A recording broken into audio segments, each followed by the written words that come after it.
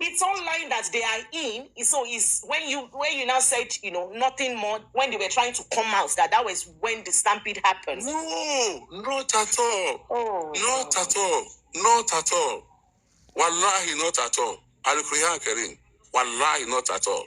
Wallahi. If you tell me that is honor to lead láti Àkóbọ̀ sí Báṣọ̀run, ó lè ń wò yẹn ojú ọ̀nà náà wà. Ojú títì náà wà. Wọ́n ti wọlé. In the process of forcing themselves in ṣẹlẹ. Wallahi, wallahi. Wallahi. It is well. It is well. Olóòótọ́ ni kú sí pókà.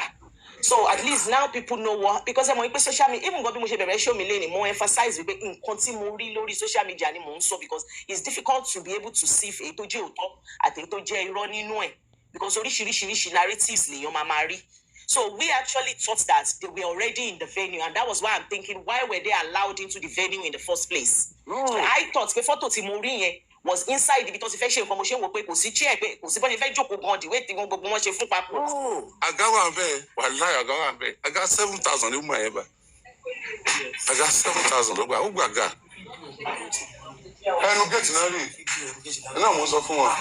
Wọn rí wọlé. Wọn ti wọlé. Honestly, if there's any questions, I'm ready to answer. Wàláhì. Èèyàn kan béèrè ń sìn wípé, but they said some people were inside the venue sleeping there already. Yes, mo ti sọ.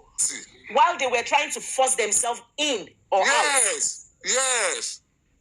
You see, that's not what is online. It's online that they are in. So it's when you now said, nothing more.